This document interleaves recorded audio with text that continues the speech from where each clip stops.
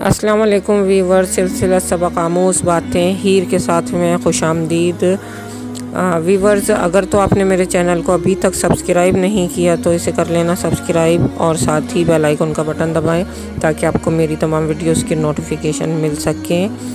Viewers, اللہ کے ذکر کے حوالے سے خوبصورت ترین واقعہ آپ کے ساتھ شیئر کرنے لگی ہوں۔ مولانا رومی رحمۃ اللہ علیہ فرماتے ہیں کہ ایک صوفی اللہ کے ذکر میں شب بیداری کر رہا تھا۔ شیطان نے کہا، اے صوفی خاموش رہ، تیرے ذکر کا کیا فائدہ؟ اللہ کی طرف سے تو جواب ہی نہیں آ رہا۔ صوفی دل برداشتہ ہو کر سو گیا۔ ویورز، خواب میں حضرت خضر علیہ السلام سے ان صوفی کی ملاقات ہوئی۔ آپ علیہ السلام نے فرمایا، اے صوفی اللہ کے ذکر سے کیوں غافل ہو گئے ہو؟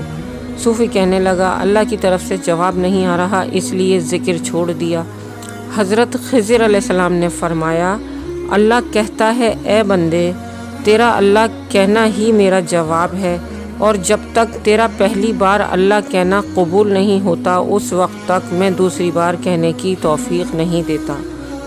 ویورز، اللہ کے ذکر کے حوالے سے بہت خوبصورت واقعہ آپ کے ساتھ میں نے یہاں شیئر کیا، اور اس سے جو ہمیں سبق مل رہا ہے وہ یہ ہے کہ جب ہم اللہ کا ذکر کرتے ہیں تو ہمیں یہ نہیں سوچنا چاہیے کہ اللہ ہمیں جواب دے رہا ہے یا نہیں۔ ہمیں بس اتنا سوچنا چاہیے کہ اللہ نے ہمیں توفیق عطا کر دی ہے پہلی بار اللہ کے ذکر کی، اور اللہ تعالیٰ اس وقت تک ہمیں توفیق عطا نہیں کرتا جب تک کہ ہمارا پہلی بار اللہ کہنا قبول نہیں کر لیتا۔ تو انسان کو اللہ کا ذکر ضرور کرتے رہنا چاہیے، چاہے وہ کسی ایک بے جان پتھر کے پاس ہی بیٹھ کے خدا کا ذکر کرے گا تو وہ بھی بروز حشر انشاءاللہ ضرور اس بات کی گواہی دے گا کہ اللہ کے اس نیک بندے یا بندی نے اس کے ذکر کو بلند کیا، اس کے ذکر کو عام کیا۔ اور ویورز، کثرت درود و سلام اور استغفار انسان کو اولیاء ولی اللہ کی صف میں لے جا کے کھڑا کر سکتے ہیں، ان کا ضرور اہتمام کریں۔